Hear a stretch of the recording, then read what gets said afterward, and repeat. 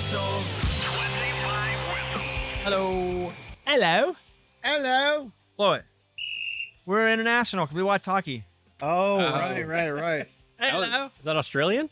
That's a good point. That was kind of Canadian, but bonjour. Yeah, we're going to talk to Pierre McGuire in a second. We've never actually done a hockey segment, but he's a former NHL executive and coach and current analyst. And did anybody else wake up and watch? Heck yeah. Me too. You did? You watched live too? Well, I got 9-month-old twins at the same time, so I didn't really have a choice. But yeah, I was up and at 'em, and yeah, I watched the whole thing. I felt I'm an extreme casual. Not going to act like I'm not. Well, for hockey, for America, pretty in. Yeah. Because of the tournament they had at the NHL is All-Star Weekend when they did the Battle of the Countries. Oh, yeah. Yeah. Yeah. Like I feel like I kind of know a little bit about what's going on. Like I've been following, Connor McDavid, Yeah. and like he's been losing the two. He's like the best. Who And, does he play for? well, Canada, but he lost the last two Stanley Cup championships. But he was MVP from Canada. Anyway, we're talking a lot of idiot here. Yeah. Oilers, Yeah. right? Edmonton Oilers? Canada, Edmonton Oilers. Okay. So, but we are going to talk to Pierre McGuire in just a second. That's cool. Because that's what's up. But it was fun, huh? Did you ever? Yeah, it was awesome. Did you ever watch the games with Pierre, like on the ice or anything? Do you remember those at all or no? When he was working for NBC? I think those guys are crazy that are down there. The announcers that are on the ice. Because they're like, what do you mean Pierre? I don't know Pierre. when Was you he on watch TV? Yeah, I never watch hockey. Okay, never mind. Guys, I can't see the Yeah. puck. Oh, No, but for a time though, there was a little tracer. Do you remember that? I loved that. Well, I didn't Same. love it, but I did. If it came on, I liked that. Yeah. Yeah. I don't chase hockey because I don't know much about it, but I did watch anything America's in. It's like soccer. I definitely get into it when World Cup World comes. Cup. Yeah. Yes. And at least we have a shot in hockey. We don't have a shot in soccer. We won women's and men's gold. That's awesome. Did you watch the women's one too? I did. I just watched the overtime. It was great. Oh, that's all I watched too. yeah. Okay. If I'm being honest. Yeah. I didn't watch the whole thing. Okay. Just making sure. I think I watched the last part of the third period in overtime. Yes. Yeah. And But it was an awesome goal. I did watch pretty much all of this match. I was awake. Mm-hmm. There's nothing on at 7 a.m. And so, yeah. Did you watch any? No, I did not. Just the highlights. It's cool, TikTok. man. They go to 3-on-3 at the end. It's like in the Super Bowl if they go to overtime and they played 7-on-7 flag football at the end for the Ooh, championship. that'd be cool. That's cool. It was intense. And I can understand people being upset about it.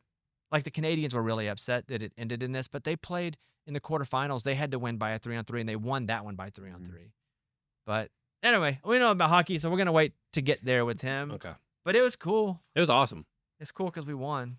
They just made the Canadians stand out there a long time after they lost. And So is hockey your favorite event of the whole thing? it probably has to be because it's what I knew the most about. What you watch most of too? Snowboarding's cool. I know I've never done that. Never played hockey, but I have ice skated. I've never snowboarded. Never ski. Mm-mm. You've never gone skiing, huh? Mm-mm. Yeah, me neither. You would like that.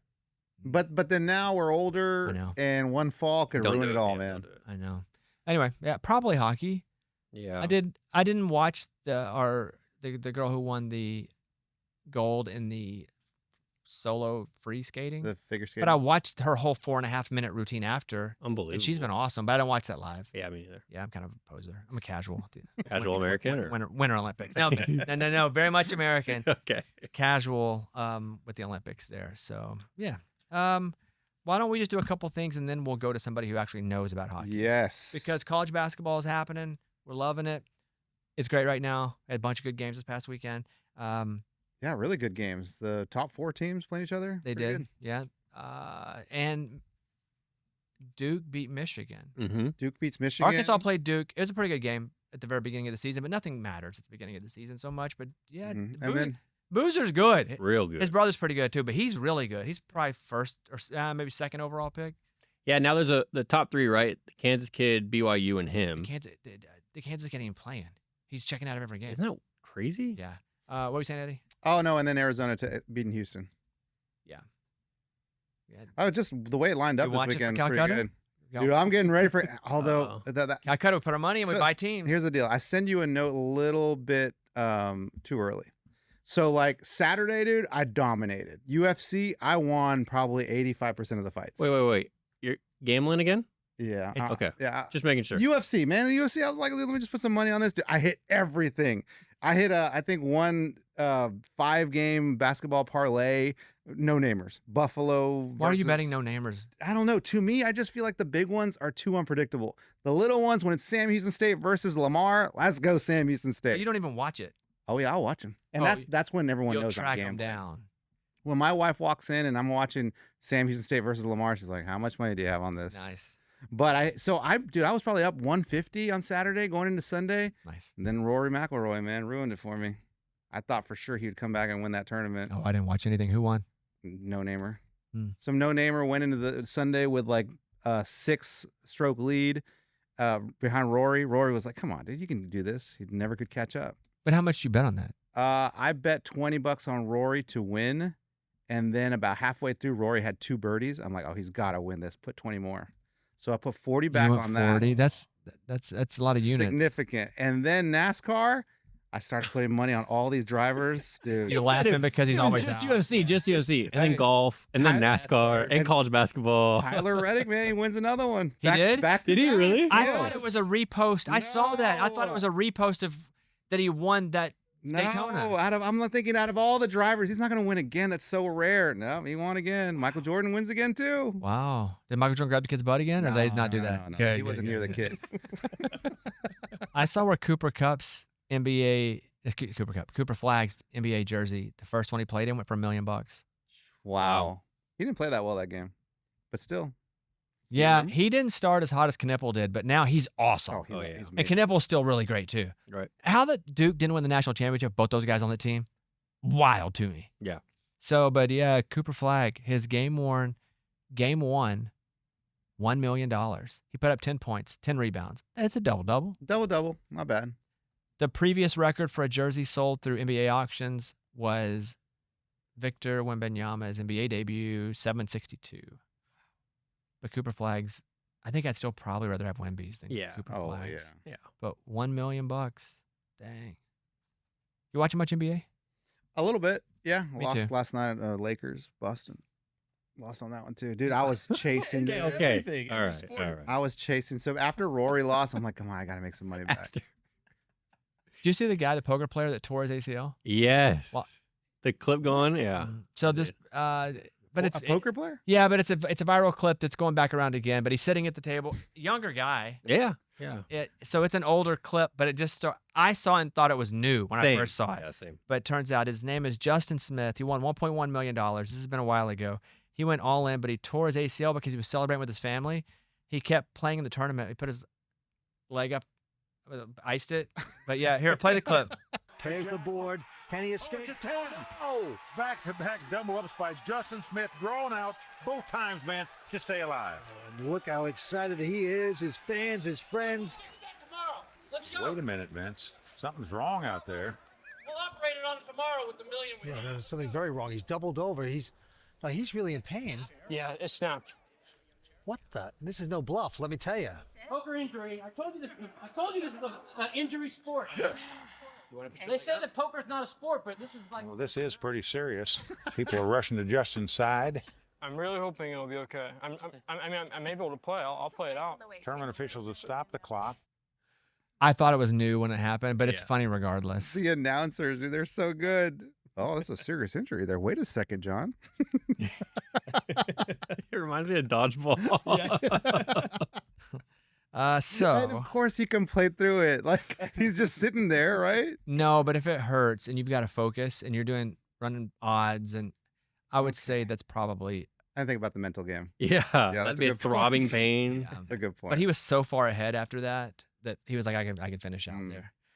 Let's get over to our talk now with former NHL executive and coach and current analyst Pierre McGuire. Pierre was born in the U.S., raised in Canada. We talk about that because I'm like, what's the deal? Who are you rooting for? He gave a pretty good answer.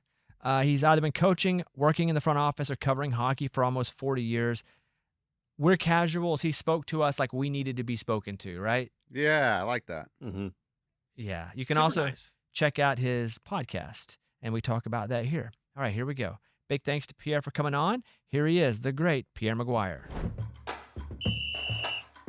Let us bring on now NHL analyst, former NHL executive and coach, and co-host of the Sickest NHL podcast, The Eye Test with Pierre McGuire and Jimmy Murphy. Here he is, Pierre McGuire.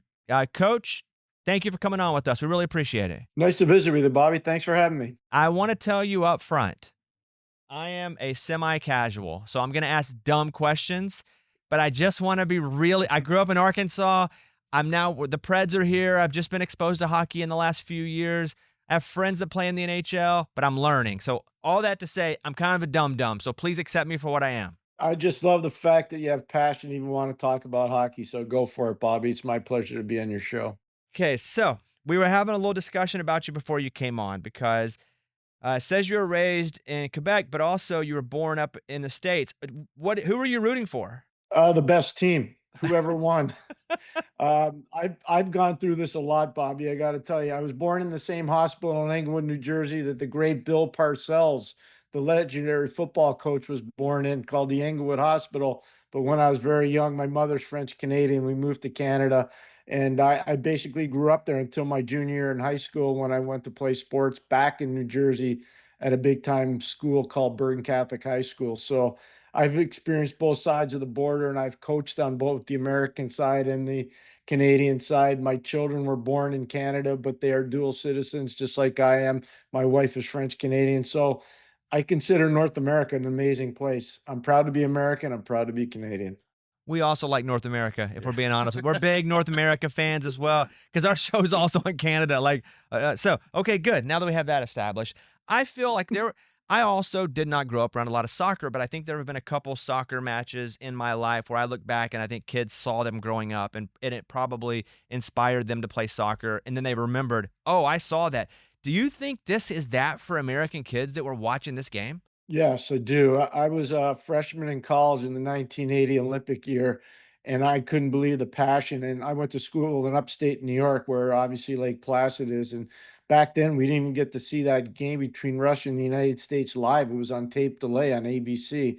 So I saw what that did for a generation of players not long after I played professionally. And then I started coaching in college. And that whole wave after the 1980s, Billy Guerin and Jeremy Roenick and Tony Amonte and Brian Leach and Kevin Stevens. I can go on and on, all these great American players. Mike Richter, the legendary goalie that won the Stanley Cup for the Rangers in 1994. Bobby, they're all product of that 1980 team. I think this team will do very much the same for men's hockey. And I think the women's team, obviously, that won gold in 98 and won gold in 2018 and just won gold in 2026. I think the women's team is going to do the very same thing for the women athletes that want to play hockey. Now, I'm a big Canadian fan because our show does well in Canada, so it's a tough loss. I want to tell everybody, all my Canadian friends, I love you. Tough loss. Okay, so getting that out of the way, like that's got to hurt, right? Because it's like Canada's main sport, right? Oh, no question. I mean, again, I broadcast a 2010 gold medal game. I remember it like it was yesterday, even though it was 16 years ago. And it was a Sidney Crosby golden goal. I remember him yelling and screaming to Jerome McGinn, like, Iggy, Iggy, Iggy, pass me the puck. And Iggy gets in the puck and he beats Ryan Miller. So the Americans, tasted that very same defeat that the Canadians experienced in terms of a victory in 2010. So I've been around it. I've seen it for both sides. It's very painful. People remember the Four Nations event from last year where the United States lost in overtime in Boston to Canada. It happens when you go best on best. As you know, Bobby, anything can happen. These are amazing athletes that really represented their countries unbelievably well yesterday in the gold medal game. I watched the Four Nations, and I watched them fight at the very beginning. Now, how real was that? But how performative was that fight at the beginning? Oh, it's real. It's real. See these teeth here? They're not mine. Stuff like that happens. They're real. And the truth is that, the Kachucks wanted to make a statement, just like their father did in 1996 when he was representing the United States at what was then called the World Cup of Hockey. And they had a massive fight to start a game between Canada and the United States in Philadelphia. So that kind of stuff has happened before. It doesn't happen in the Olympics just because if you fight in the Olympics, you're out of the game. So that's not going to happen in an Olympic event. But yeah, no, the fighting is real. It's not staged. I can tell you that. But these guys have to play together all the time. Like this happens, and now they have to go back and then continue playing some on the same teams, right? Yeah, but you know what's interesting about hockey at the National Hockey League level? You build up this animosity towards other teams or other players, and sometimes you get traded to that team that you might not like, or you get a player from a team that you don't like and you don't like that player and he ends up being on your team. Brad Marchand's a great example. Played for Canada yesterday, gets traded by the Boston Bruins to the Florida Panthers. Nobody liked Brad when he was in Boston if you were a Florida Panther, but as soon as he comes to your team and he helps you win a Stanley Cup, you think the world of the guy. That's just part of what happens in professional hockey. It's not one of those things where too many people take stuff personal and you just move along and go with the punches, so to speak. What are your thoughts on the 3-on-3 in overtime? It's a fair question. It's actually a good question. I'd like to see them manipulate it a little bit. Maybe go to 4-on-4 rather than 3-on-3. Make it more of a hockey test than a skill or a speed test.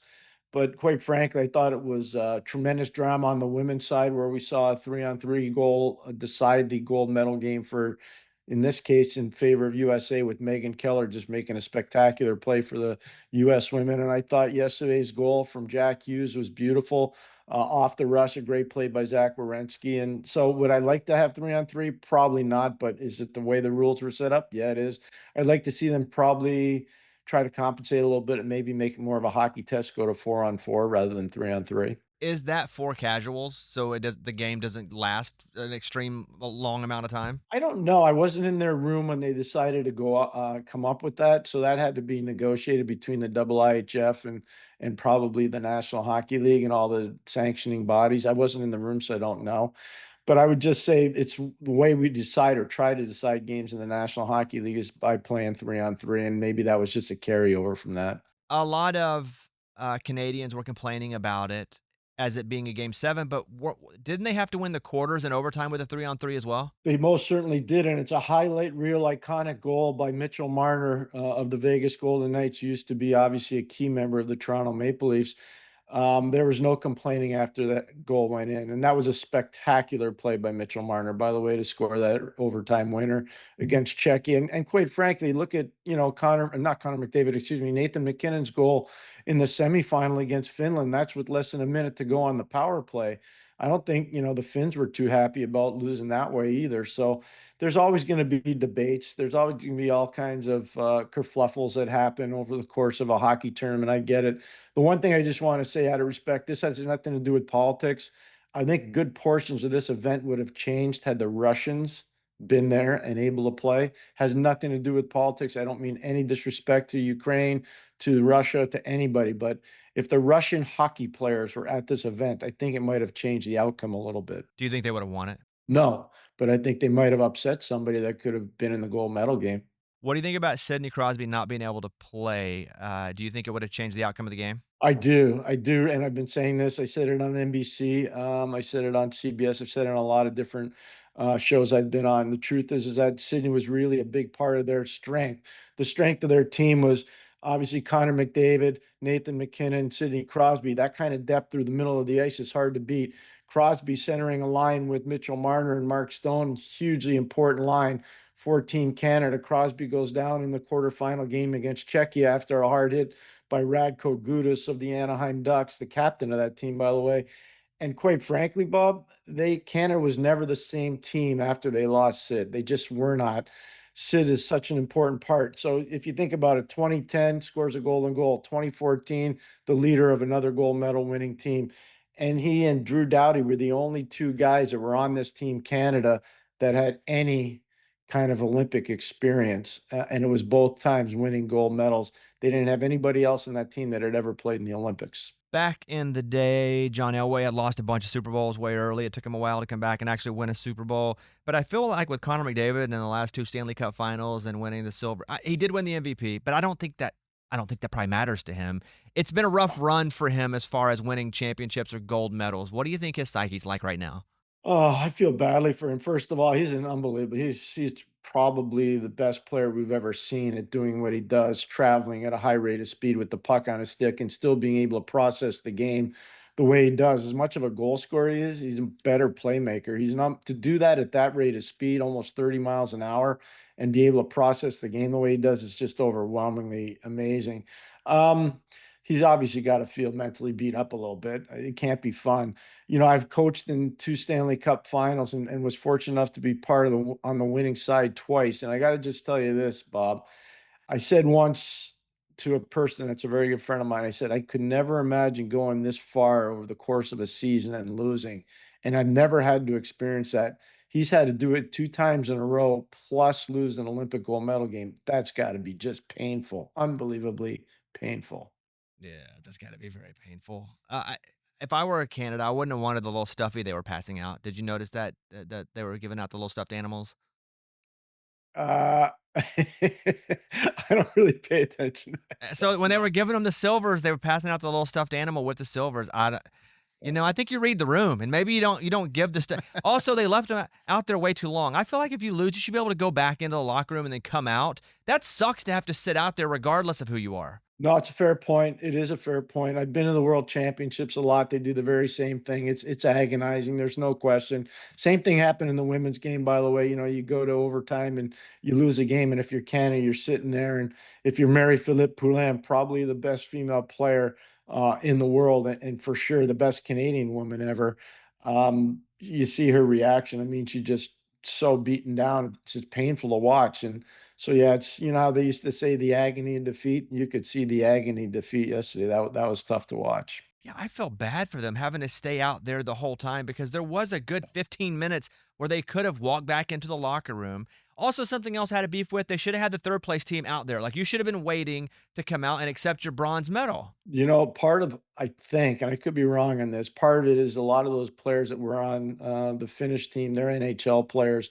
As soon as they got their medals, they probably moved on. They probably really moved on to their NHL teams. The NHL schedule starts in full on Wednesday night. So to get from Milan, let's say, to, for the sake of argument, LA or San Jose, it's not around the corner.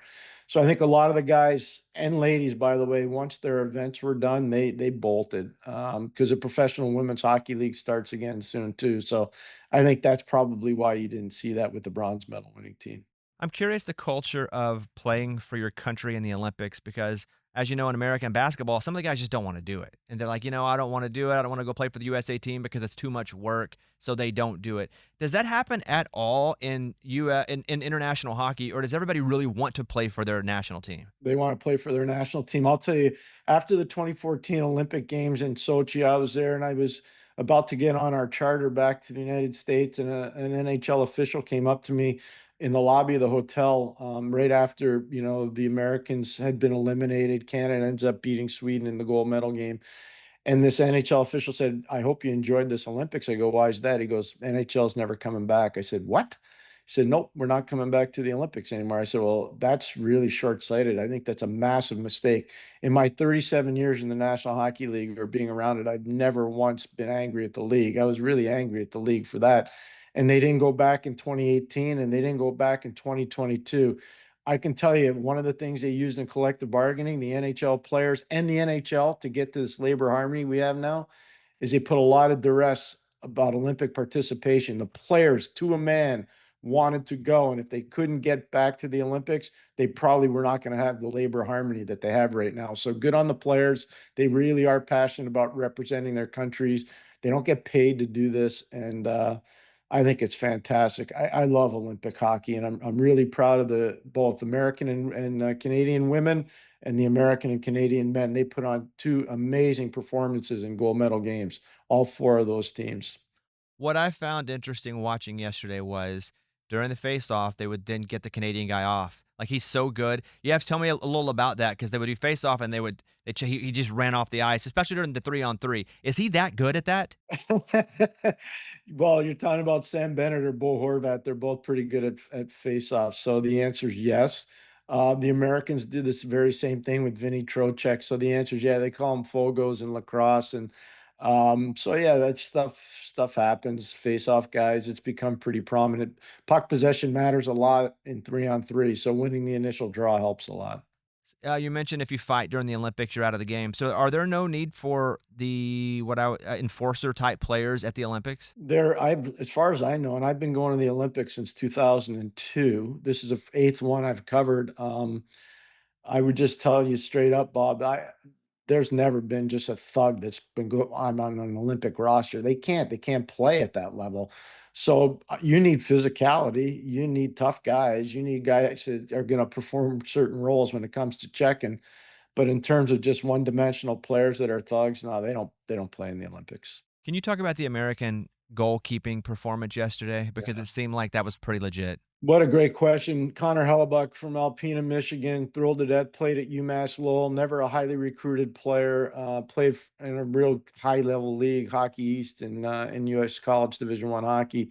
So happy for him. He's never really had a chance to win at the NHL level, even though he's had unbelievable individual awards like 3 Vezina trophies and MVP of the league and all that stuff. It's amazing. His resume looks great, except for the winning part. I think we can put to bed now the doubt that he can't win the big game. That performance yesterday was all world. It was as good as any Olympic goaltending performance I've seen since 1980 with Jim Craig. That was just a fantastic piece of work by Connor Hellebuck. He and his family and all his teammates should be so proud of that. This is going to be a dumb guy question, but do goaltenders usually have great vision? I mean, like literal vision. Is that a part of it? Absolutely. If you really watch and you're trying to scout goalies, that's one of the things you watch for, how they track the puck, how they read the play. Can they track long shots? What's their reaction time in tight? One of the cool things, Bob, if you really want to watch, and I know a lot of TV people do this, watch how Connor Hellebuck prepares before a game. He'll sit on his bench and he'll just do eye muscle exercises. I'm not kidding you. And he'll track things, and you'll see him moving his head, moving his eyes, moving his head, moving his eyes. It's unbelievable to watch. So the answer is yes, vision really matters for goalies. As far as gold medal games, how does this rank in games that you've seen? As good as I've ever seen. 2010 was phenomenal in Vancouver. The pressure on the Canadians to win, especially in their own building, was huge. The fact that the Americans came from behind and forced an overtime was mammoth. And then you had the drama of the Sidney Crosby golden goal in Vancouver. Like I said, I've coached in a lot of big games. I've broadcast 16 straight Stanley Cup finals. I've done 8 Olympics, a lot of stuff. That reaction in Vancouver was pretty special. So those are probably 2 of the better male games I've seen. The 2014 women's gold medal game in Sochi was off the charts. It was unbelievable. Great come from behind win for Canada. The 2018 women's gold medal game in Korea was crazy good with the Lamoureux sisters, Megan Duggan performing so well, Maddie Rooney in net for Team USA. They won in a shootout. So this would be right up there with all of the great Olympic games I've had a chance to watch. Absolutely. So tell me about your podcast. It's called The Sick. This is what I have written in front of me. The Sick Podcast, the Eye Test. What's the name of it? Is it The Sick Podcast or is it the Eye Test? The name of our show is the Eye Test. The Sick Podcast Network is who we work for in Montreal. And so it's actually Jimmy Murphy and I started that 3 years ago. It's been fun. I also do another one for One Team Media in Pittsburgh called Inside the Game, and it's been phenomenal to be a part of that company. And so I enjoy doing it. It's fun. I love talking about hockey. I love trying to build the brand of the sport. And I did it for a long time, and I don't want to stop anytime soon. I just really love being around the game and trying to tell stories about people in the game. Well, I hope everybody checks out the Eye Test, and I bet you there'll be a lot of people listening because, I'm super interested now, right? I think this was good for me as an American to learn more about hockey because I normally don't. I'll tell you this, I've been to some Preds games, and I did go to Game 7 when the Preds lost to to Pittsburgh, and that was a pretty brutal day, Coach. I'll be honest with you. I was broadcasting that game, so I remember it clear as day. Yeah. That's okay. That one kind of sucked. It's a bad day around here. Yeah, not a good experience for your boy here. Coach, thank you so much for being on. I hope I did okay in asking questions that didn't make me seem like a complete idiot. Bobby, you guys have my number now. Mike can get in touch with me anytime. It'd be my pleasure to come on your show. I really enjoyed it. Thank you very much. Thank you, Coach. Have a great rest of the day. Eddie thinks that we may have been going too hard on you, Kevin.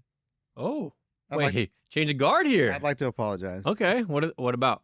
I think we made too much fun of you over your compass tattoo. I almost never did. You did, though. I almost never did. No. You did. I remember on the golf course, you'd be like, I didn't even know about it. Where did that ball go? Will you check your compass on your leg, Kevin has a compass tattoo on his leg, and Eddie would bring attention to it and make fun of it a lot. That was like 2 years ago, so that was a while ago. When we were staying in San Francisco, I looked at, he was like wearing shorts, and I go, dude, what's happening with your tattoo? Because you were lost, right? And you were like, I need to find my way back to the hotel. See? You are making fun of it. There it is. There it is. And he goes, yeah, man, I'm getting it removed. I'm like, what? I'm so sorry. Is it like gone? you think it's because of you? Yeah, we made fun of you. Yes. Oh, no. I've had this for 10 years now. I've gotten a lot of flack for it. Don't get me wrong. I have one on each calf, and full transparency, I don't like either of them. I can't get the other one removed because it's color, and you can't remove color fully. If I'm going to do it, I'm not going to do it unless it's fully. So it has nothing to do with you guys. It's just now, or a couple years ago when I started this, I had a little extra money, and I was like, you know what? I think it's time. And it's taken a long time and a lot of pain. Oh, it hurts. Oh my God, so bad. Worse than getting it? Yes. And the more sessions you go, like the deeper you get in it, the worse it gets. They're like, it gets deeper and deeper. They tell you that. Are you worried that because it's going away, you're going to get lost going to get it removed? Sometimes I worry about that, but they have GPS now. So- It's like, I swear I was going the right direction. That's good. Last time I knew where I was going, it's so gone. Oh, crap. Why'd you get that tattoo anyway? I was in Europe. Spring break. No, yeah. I was in Greece, and I was like, I want to get a tattoo. And I was like, cool, travel and compass. And then It's the next, big, though. yeah. And then the next day I went and got it. And then it's like, man, I probably should have thought about that a little bit more.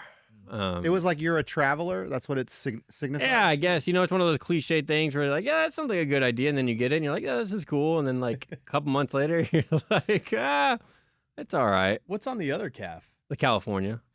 Do you like that, or you want? It's okay. Could you turn it into like Tom Brady's face or something? or- I idea. What probably would you could. turn it into if you had to? I don't know. Those were the worst. Oh, most can I make a suggestion? painful tattoos? Yeah. The O'Brien trophy? The Dave O'Brien, The NBA? NBA. Oh, I guess the same shape.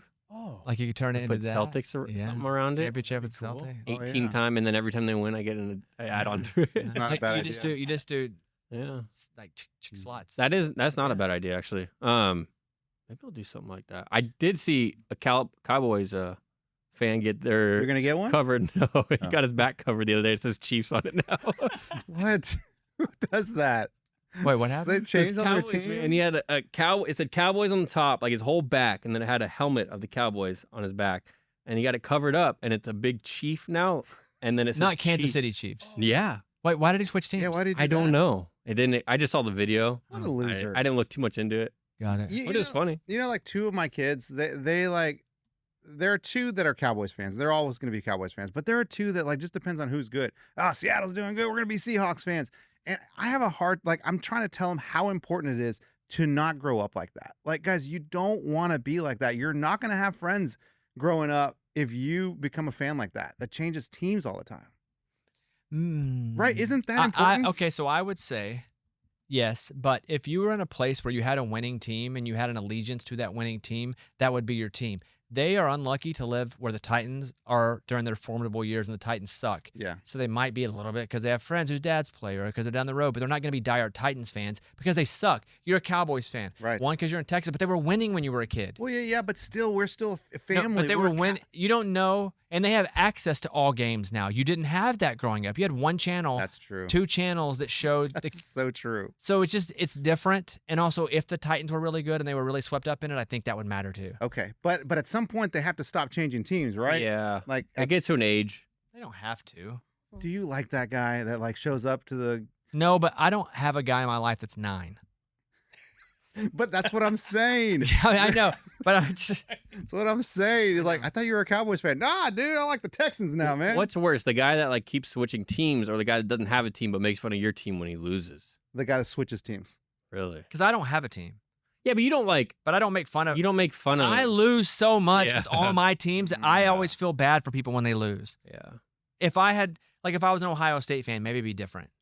But I lose all the time. You're right, man. You have a lot of opportunities to make fun of me for being a Cowboys fan, but you don't. No, I cry for you, with you. Yeah, I appreciate that. Empathy. It's very nice. Nobody loses more than me. It sucks. Yeah. I did see a car today. I had a Browns logo and a Ohio State. I was like, dang, a Browns fan. I was like, at least I got the Buckeyes. Ohio State. Yeah. Yes. Yeah, I don't have any of those. Because I'm a Cubs fan. We won once. What are you thinking about your Razorbacks, your basketball team?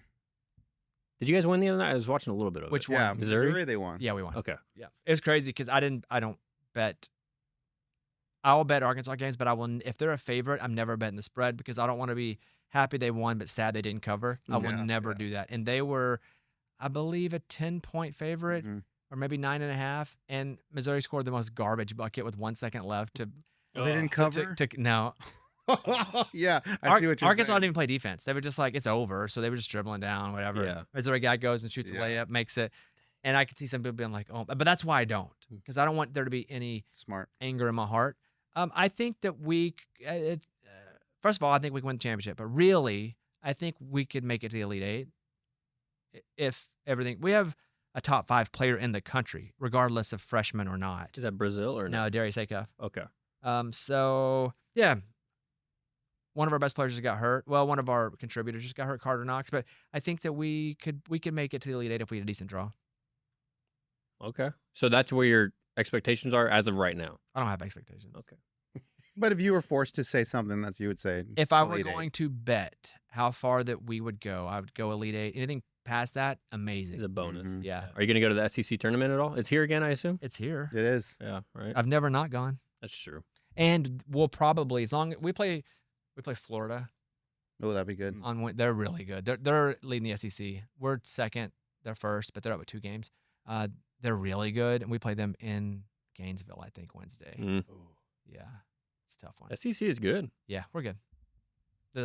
Arkansas is good. SEC is good. Yeah. Tennessee's getting good now. Like they're kind of growing. That Amen. That freshman Yeah, kid, he played terrible against us. He was just, like fish out of water, but now he's starting to play really well. Who else? Vanderbilt's good in spurts. They're just too white. You mean Like- the Skin? Yeah, Oh, they just don't have athleticism. And they don't have big. They're just too slow. Something. I see what you're saying. Yeah. I mean, I mean, it makes sense. Oh, yeah. it's Some like have like 1 or 2, but it's like if you have a lot, Purdue. Yeah. Like Purdue always plays well until they got to play somebody that's actually has real athletes. You remember that Princeton team a couple years ago? They went pretty far in the tournament. But you know what they did? They played slow. Yeah, they did. They did. shot threes. They just played back and played slow and Yeah. keep away. You know, you only have so many white guys. Yeah. It's true. Everyone's like, I hear what I don't you're know what to say saying, here, man. but can't argue. All right. Speaking of basketball, let's talk to NBA Hall of Fame guard Tim Hardaway. It's Tim Hardaway Sr. now. Yeah. Because his son plays. But he's got a book called Killer Crossover. He's known for his crossover back in the day. NBA Jam, played it with him. 5-time All-Star. The Heat retired his number 10 jersey. What's crazy, I don't think of him as a Heat player. I think of him as a Warrior player. See, and I only think of him as a Heat player. Yeah, age. Yep. Mm-hmm. Big thanks to Tim for coming on. Here he is, Tim Hardaway Sr. Let's welcome on Tim Hardaway Sr. He's got a book called Killer Crossover. I just want to start so I don't forget to say this, Tim. I played with you on NBA Jam all the time. Like you and Mullen, I played with you guys all the time. Do you hear that from people in a certain age range? Yes, we do.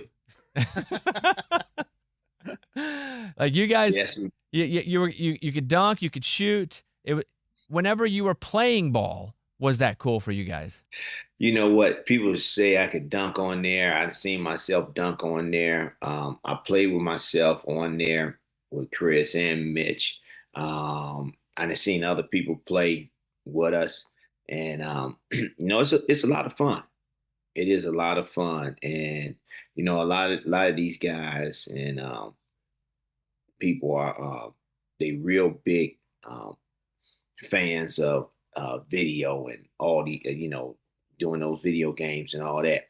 And when I see them working that stick or working them with their thumbs and their hands and all that, it's amazing because you know we did it. We went out there and played basketball. You know, our thumbs. A lot of guys had to stop playing it because of carpal tunnel or you had your thumbs and everything was hurt. So yeah, you had to be careful with that. To me, I was a big fan again of you guys back in the day because I did play with you on NBA Jam. So then I would try to watch as many games as I could watch with you guys. But it seems like with you and Mullen and Richmond, like if you guys could have stayed together longer, like I feel like there could have been some real titles there. Do you feel that way? I definitely feel that way. I definitely feel that if we would have kept Mitch, that we would have been able to contend for a title. You know, I tell people that all the time. You know, I just wish we was together and Nelly would have just kept that core together, and we were able to build around us. and because we had some good guys, we had some good teammates, and each year we knew what we needed to do and how we needed to do it. And I think when we lost to the Lakers, we kind of knew the next year exactly how to approach the next year, and how we need to play, and what we need to do to get better, and to make it further in the playoffs. And it never happened.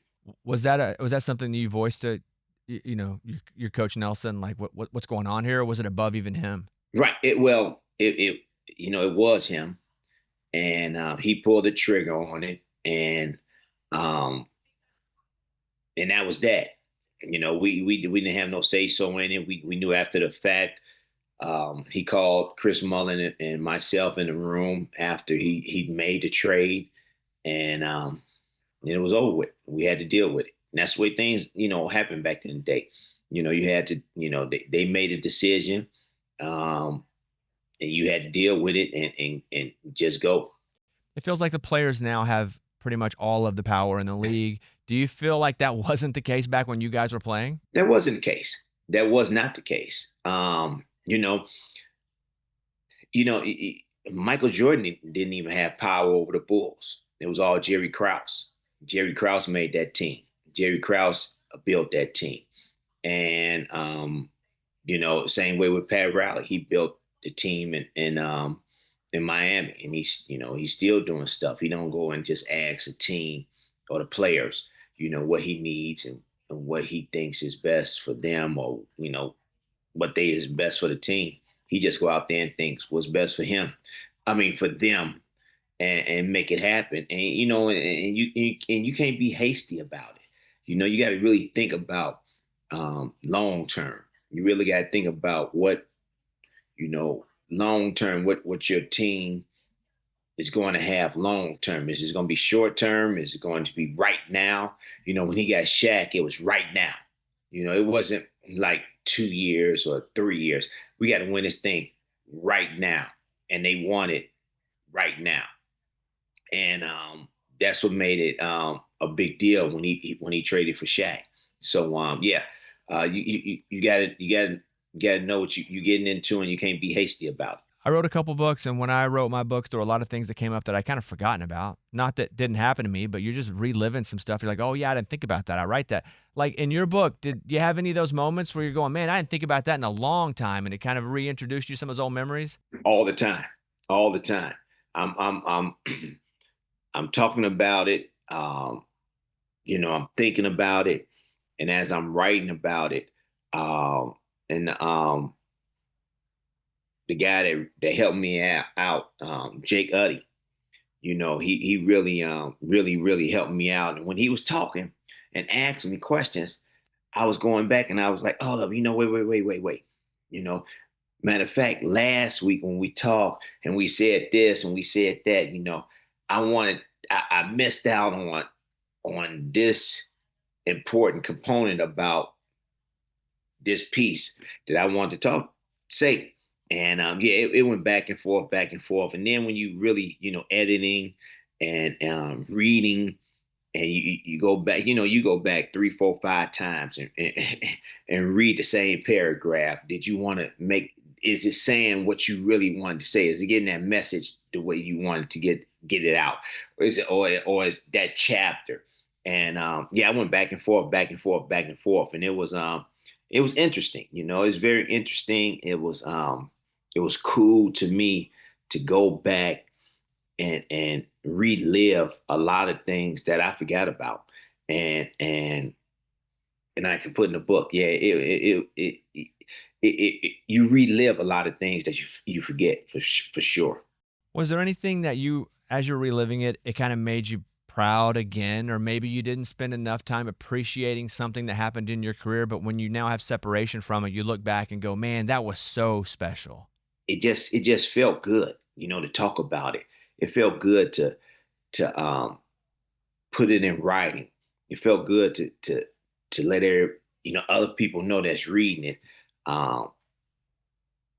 What was how enthused or how I felt about winning or felt about, growing up, um, felt about parenting, felt about, my parents or my upbringing. So yeah, you appreciate a lot of things that you can remember and you can put down in the book. Going to the Olympics, what was that like? I tell you this, first of all, getting picked for the Olympics, and they come to you and say, hey, you're gonna be on an Olympic team. That's special. That's very special. It's not, getting picked for the All-Star team. This is getting picked for your country, and you represent your country out on the basketball court. And there's 12 guys, 13 guys, really 12 guys that have to come together and put their egos aside and check their egos at the door and have to come together and play as a team, not an all-star team. We're talking about as a professional team that you're going to be with for about 40 days, 50 days. And from day one at practice, it's about us. It's about USA. It's not about Tim Hardaway, Gary Payton, Jason Kidd, Vince Carter. We know we're gonna have some guys on the team that's going to excel each and every game. We know we're gonna have some guys that's going to play well, but everybody has to go out there and do their job and understand what their job is.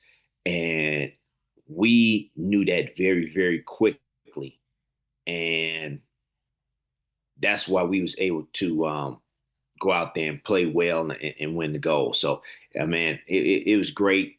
And, just spending time with those guys.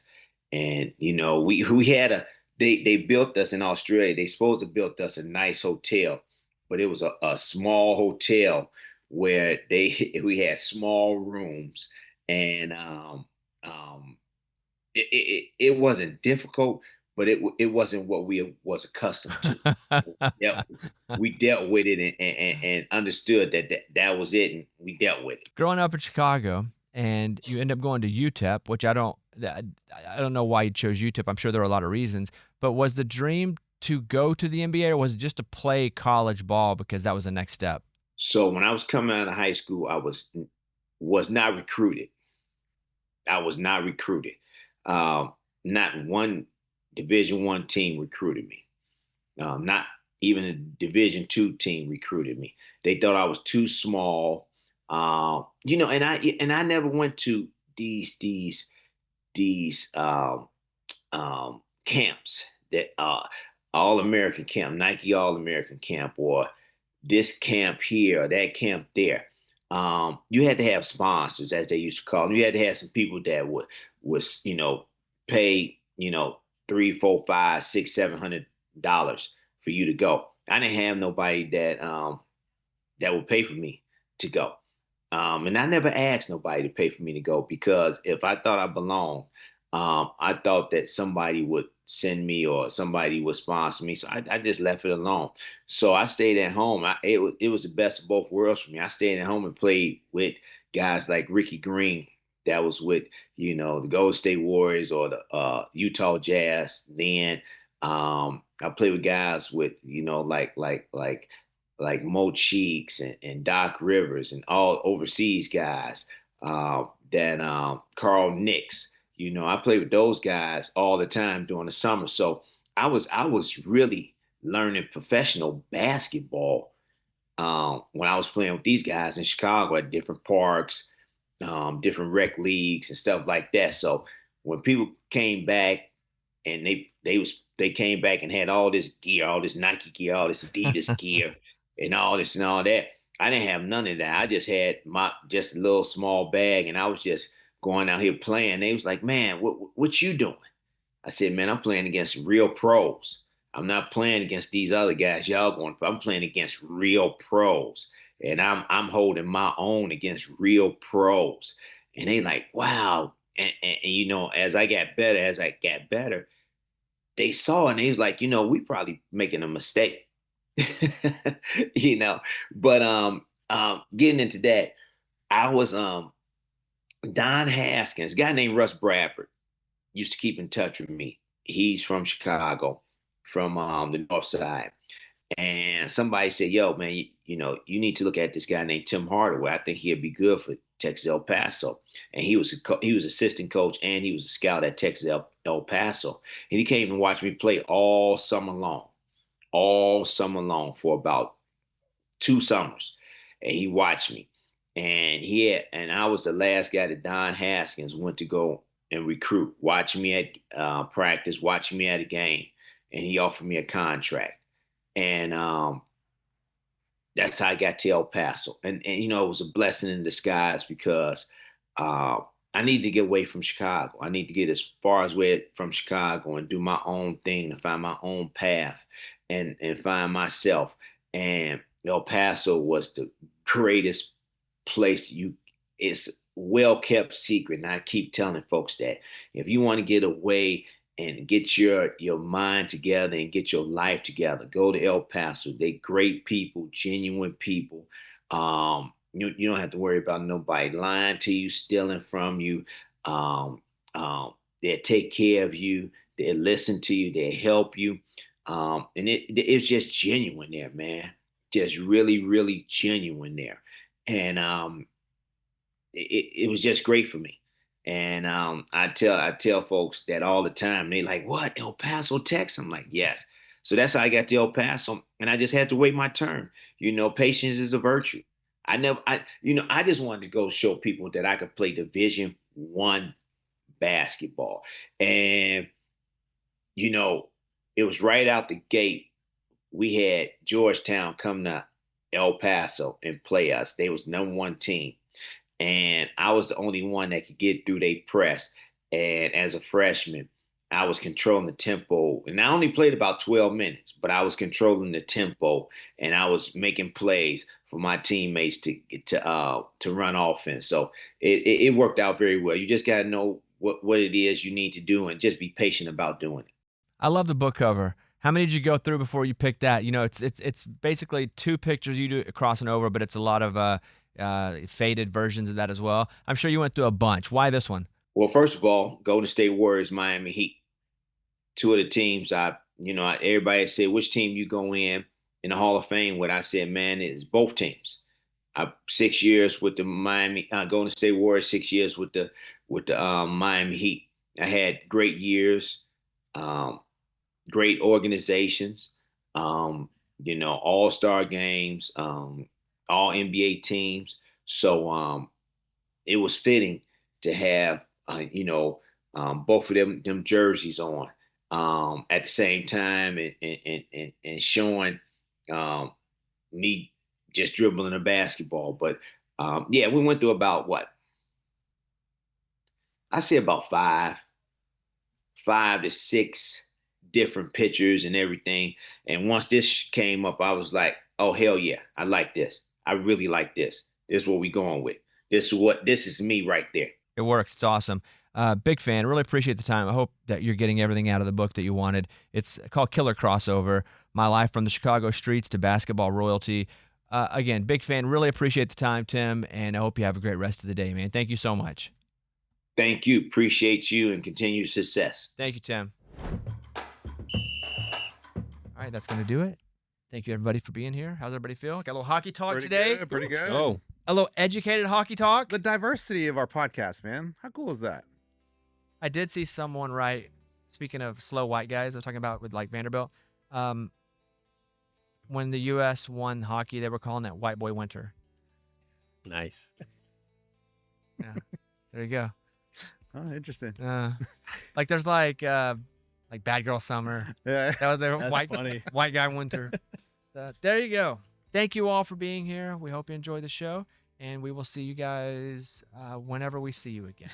Because we got You this. never know. We got this cruise going on. We Yeah. hope we'll be back Yeah. later. We don't know what's gonna happen, but we will see you soon. All right, hit it. All right, bye everybody.